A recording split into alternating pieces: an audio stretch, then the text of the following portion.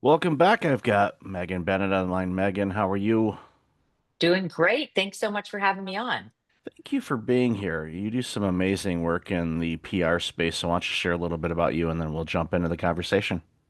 Yeah, so I have been doing public relations for 23 and a half years. I have a PR firm, it's a boutique agency, and we specialize in everything from consumer wellness, beauty, grooming, health, lifestyle to experts, wellness experts, doctors, technology. We do it all as long as you have a story. And if you don't have a story, that's our job, which is to help you tell the story, to spin it, to get meaningful placements that really count.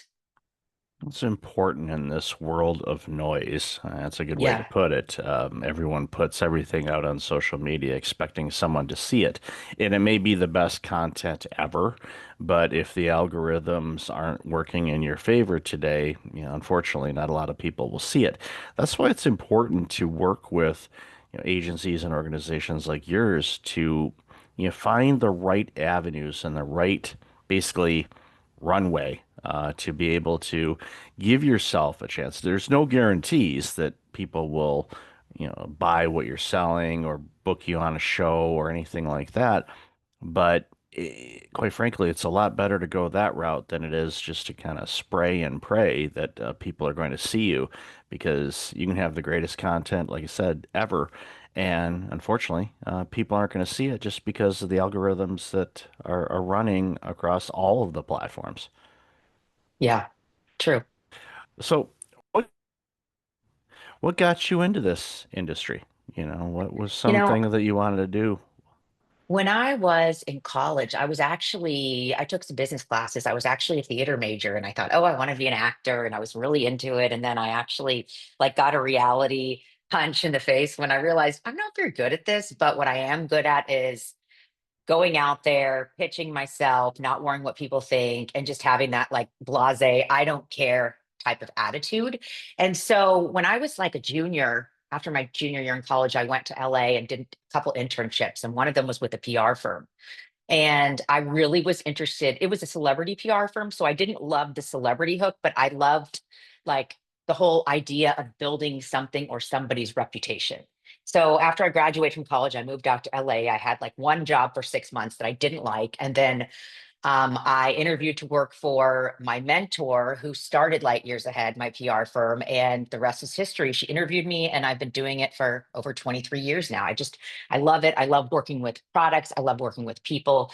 I love building reputations. And, that's the nice thing about public relations is it's different than like advertising or social media, because with advertising and social media, you're paying for that content.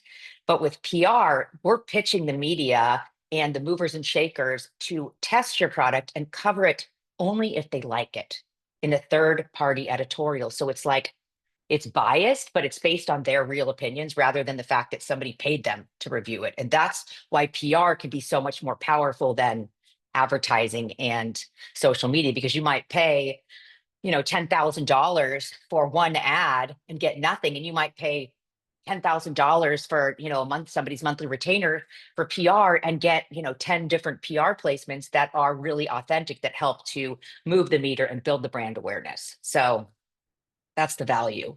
Oh, definitely. And, I've seen it and you work with a lot of, awesome people like yourself that have given me some amazing guests on the over 900 episodes of this thing, which I'm still like flabbergasted. I'm like, Wow.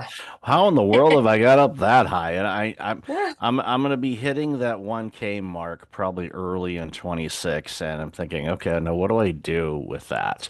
And I'm like, I know, I'll quit. No, I'm kidding. I'm not planning on doing that anytime soon. But who knows?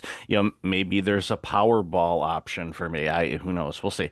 But again, it helps you too because what I find in working with, people like yourself is it helps kind of scale back things because as somebody that wants to cause an impact or, have their product or service be viewed by many so they can, sell whatever they're creating. A lot of times we are too close to the product, and when we're asked, okay, well, what do you do? That's that 30-second, elevator pitch, and we're kind of freeze and we go, I don't know. Where I think, having someone like yourself help kind of flush all of that out, scale back the layers to get to the point where our attention spans are getting shorter and shorter, and we know that media places get beyond a bazillion pitches. So how do you Yeah. stand out? And how do you stand out is your uniqueness. And what makes you unique in this world where quote unquote everybody kind of looks the same? How do you stand out in that? So what are some of the things you help people with when it comes to that? Because I'm Yeah. sure you get, a lot of your clients have, they may not be in the same industry, but they might have some things that are similar. Yeah. I would say, I mean, the main thing is when we start with a brand or a product. I mean, sometimes I'll go after a brand and say, I need to do your PR. I think it's the most genius messaging I've ever seen. I know exactly how to pitch this, and I'll work with them and I will. I'll get great press. Other times we'll meet with a brand, and this can just be an example of it'll say, oh, we're a skincare company. Okay, great. So what is your unique selling proposition?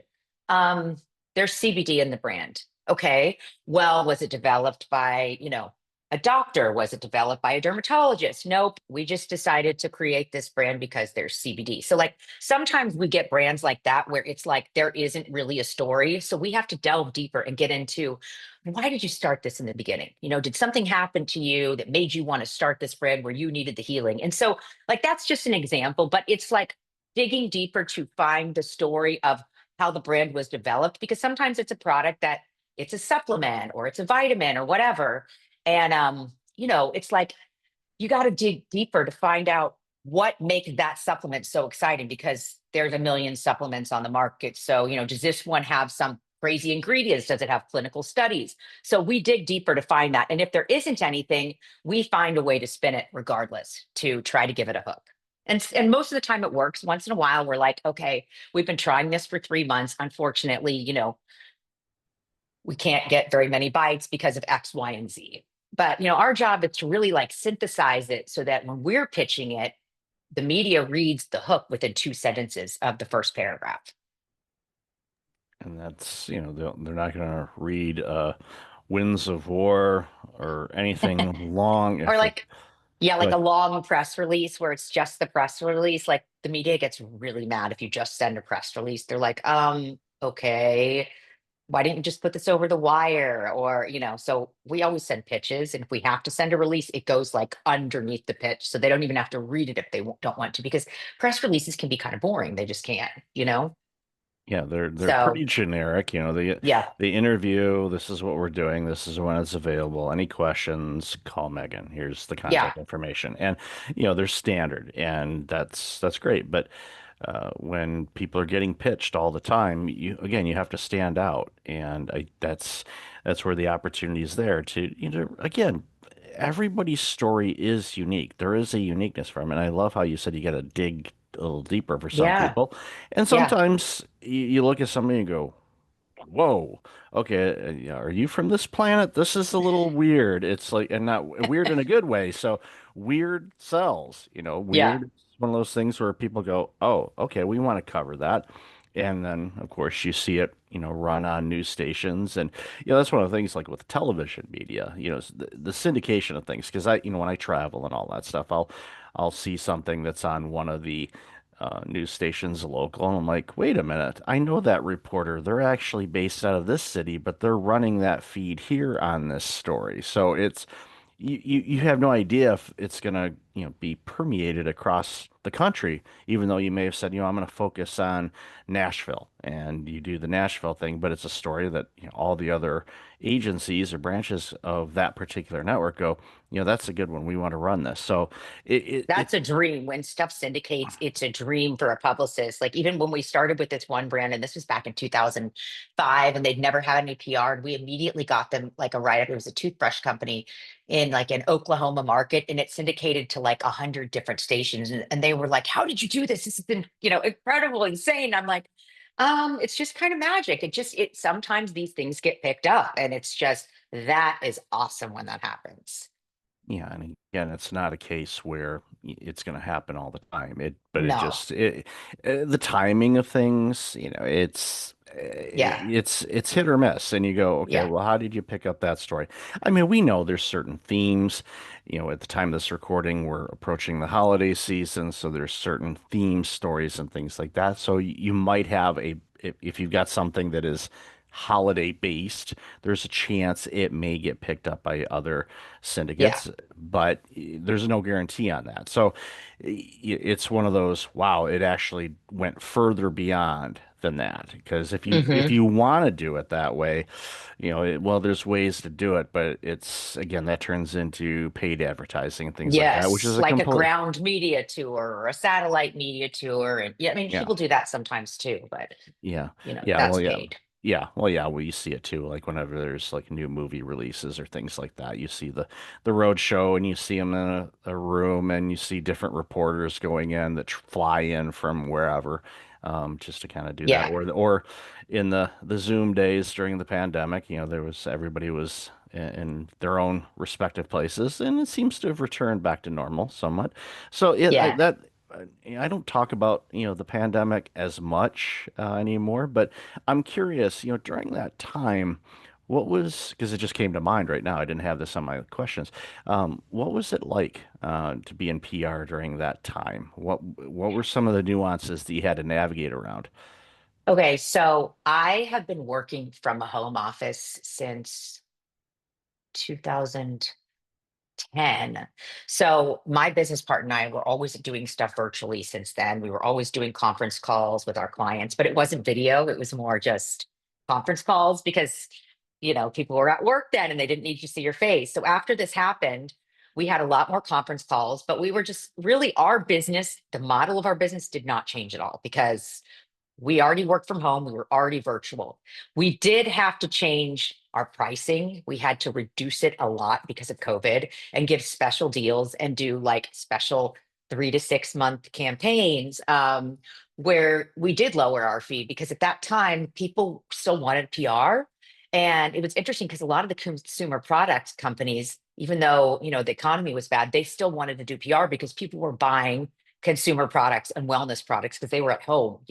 So we got a lot of business. We didn't end up making much more because we had to reduce the fee so much, but we stayed alive. And now we're doing really well. And we had a ton of clients, but it was almost like double the clients for the same amount of money. But we did it and we survived. And that was just our business model rather than like continuing to keep the higher fees. And we're not super high priced anyways. But that was what we did because we're like, we still want to help these people during this time. And if we get enough business, that will keep us going. And it did. It's good you were able to, absorb that and obviously, doubled up the work. But and again, a lot of people think, well, you were home. Well, like you just said, you've been home. So Yeah. you've literally, for most people that were working remotely, I deal with workplace culture and all kinds of different things. So I know the dynamics and the argument of working remotely versus in person, and they're not working, they're watching Netflix. And I get those dynamics. I understand it. The stats say otherwise, but I get why people think that. But in your situation, as you just explained, your workload doubled, but your revenue didn't. But on the flip It didn't side, drop. it didn't drop. In a lot of Yeah. organizations, it did. And, we saw a lot of companies, go under because they weren't able to address it. I had a interview, a while ago with a handbag company out of LA, and they were able to continue making designer handbags and things like that, even though people weren't going out. It's like, yeah, I guess I could wear or my spouse could wear a really nice designer bag around the house, but they're not going out. They're not going out to galas and fine Yeah. dinners and things like that. But they had the foresight going, all right, we know that eventually they're going to let us out and play again. So we made sure to continue to manufacture the bags because we anticipate once we can go out, there is going to be a humongous surge in this. Yeah. And they were right, and they were prepared where their competition did not do that. So people like, I want a new designer bag. I want the 2023 edition, not the 2019 edition. And they had it, and the others did Yeah. not. So they had that. And I don't know if Tony did a lot of PR. I'd have to go back in history and look and see, or I could just call him and say, did you do any PR around that? Because he should have, but I think just word of mouth helped a lot. But again, when it comes to getting the message out, the normal day-to-day things that your company does, there's stories there. And it's one of those things where as we get more and more into AI and more into this, virtual kind of world that we tend to operate in, that real connection is Yeah. becoming more and more important. I think that's, why your work is so critically important to help companies with that. So I'd love to hear your thoughts on that. Yeah, I mean, I agree. I think that, and you can kind of tell, like, if you write somebody and it's an AI response, you can kind of tell because it's just, thank you so much. It's so wonderful to hear from you, blah, blah, blah. I've always, that's the one gift that I have is to write personalized emails to people that are nice. And I've developed a lot of friends in the media network because of it. So, like, it's been very advantageous to me. However, I feel like AI, I know everybody's scared to death of it and afraid of it, but sometimes I will use it to help me find contacts. Like, yes, we subscribe to different databases to help us find media contacts, but like if we have a new client that is in a category that I'm not super familiar with, I might go on to ChatGPT and say, hey, could you give me a list of the top, magazine that you would target in this category, just so I make sure that all my like I's are dotted and my T's are crossed. And that's kind of like how it works is I'll just use it to help me just to make sure that I have all of the resources and information that I need um, just to maximize it. So like I'm not afraid of that, but some people are afraid that it's going to take over the world of PR and it's going to take over the world of everything. The thing is that regardless of chat GPT, nobody can replace your personality. They just can't. And so my job is personality driven. It's, I got to be dog and I've got to be a certified, I call myself a certified stalker with the media. And like a robot is not going to do that unless you set it up, but they're going to know it's a robot. And so I really feel like, yes, things have changed. And yes, chat GPT and AI is starting to take over. But with my job, I'm trying to use it to embrace it rather than think of it as a hinder. Yeah, that's a great way to use it. Yeah. Especially if it's an industry you're not familiar with. You gave a great Yeah. example. It's like, okay, I want to pitch a magazine on this. Okay, what magazine out there? Yeah. Online And, presence, and it'll give you that. Get the contact, and then you go through your regular channels and go, okay, is yeah. this accurate, up to date? Because people move, and you're like, okay, is Cliff still with Skydiving Magazine? Yes. Exactly. Awesome. Well, And then like another thing is if you get really stuck, like some of the clients that we work with might be one SKU, one product that we've been pitching for years, the same product over and over again. And so maybe if I hit a wall and my team hits a wall where we've been pitching all these different angles and we need to come up with some new angles, we might go on and say, can you give us some new hooks? And most of the time it's nothing that exciting, but once in a while there'll be something there from ChatGPT or from AI that will give us a hook that maybe we didn't think about because it does a search to find an old story. And okay, great. This is the pitch. We're going to create it and run with this angle. So it can help. It really can. And I feel like more people need to stop being so afraid and saying, okay, this is here. It's not going away. We need to take advantage of this rather than be afraid of it. yeah, it's an amazing tool. I use it all the time in a variety of different ways, and Yeah. just even if it's like, okay, you give me some alternate ideas around this or contrarian views on this, because sometimes, again, we get very married to a topic that we're talking about or something we're Yeah. doing. It's like, okay, give me, something that would be negative towards this, or maybe a different point of view that I might be missing. Because again, we're biased and we get Yeah. we get attached to things. So it's like, is this going to work? And if it's not, okay, well, give me some reasons why it wouldn't work. Again, and that again, I use it more or less just to kind of wake this up a little bit and go, oh, I didn't think about it that way. All right, well, let me think about that. And then I use it. And then if I get stuck, I'm like, all right, it's a great way to kind of beat writer's block in a way. Sounding board. Yeah, it's a sounding board, and it's even to the point where you can leverage it. I know there's agents and all kinds of stuff where you could mimic. Okay, I want to have Jamie Dimon from Chase on my board of directors advisor. Am I going to be able to talk to Jamie one on one personally? Good chance, probably not. But Yeah. I know some people that know some people I probably could, but I wouldn't waste his time. But I can say, Yeah. okay, based on, and again, it uses all the things that he's publicly published and talked about and things like that. What would be his opinion on this financial matter or where he trends he's seeing? Again, it's more of a whiteboard kind of moment. And that's how I use it that way. Not to like, Same. I don't want to just say, I'm going to have you do everything. Well, that takes me out of it. And No. I don't want to just sit on the sidelines and not do anything because what's left in here is just going to go to mush. It's like, I want Exactly. this thing to be Now, used. Go ahead. I will admit that I have used it for my kids' homework when I don't know how to help them with math problems. It's great. It's just great. But anyways, I digress. Yeah, where the hell was that 10 years ago or I 15 years ago when my kids, and I'm like looking at them like, wait a minute. I excelled in math. I mean, my first career was public accounting. I should be able to do this. What the heck is this question? And I'm know. like, It's fifth grade. It's like, sorry, no yeah, clue.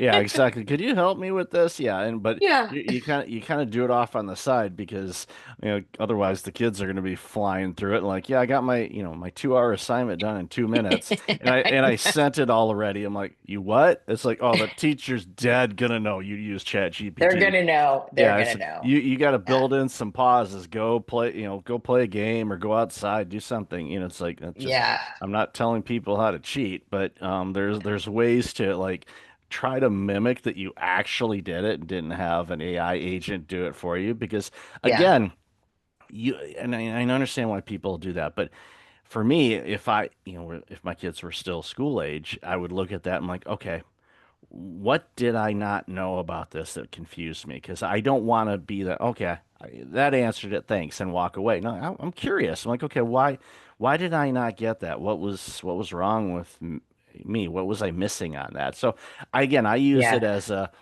continually educating myself and not just say, give me an answer.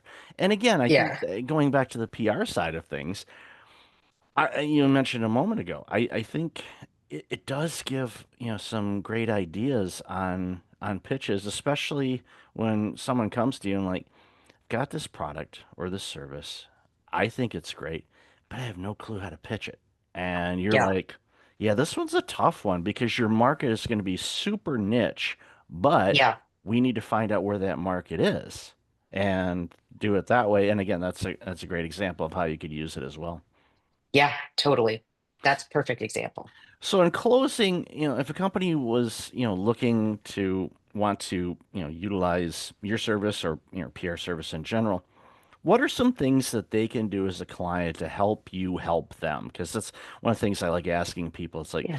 yeah, go work with Megan, which you should. But, and the thing of it is, though, it's like, I want people to be as prepared as they can to make it easy for you to help them do what they want to Yeah. do. And instead of, and I'll use an old second accounting reference here, back when I worked at a CPA firm many years ago during tax season, people would bring in their receipts in a shoebox, a bag, who knows? And it was like, okay, this is going to take a while to sort through all this. And then other people say, here's everything itemized and all that. It's like, okay, cool. It all checks. Total, You total, know, total, total bum. So love yours. I understand your question, and that's a really good question. We always say, especially when working with anybody, consumer products, experts, please, we do not want to work with you until your website is up and working and doesn't have a lot of glitches. Because if we're going to be promoting a brand or a product or an expert, and we don't have a website that's working, then where's anybody going to go? How are you going to get that exposure?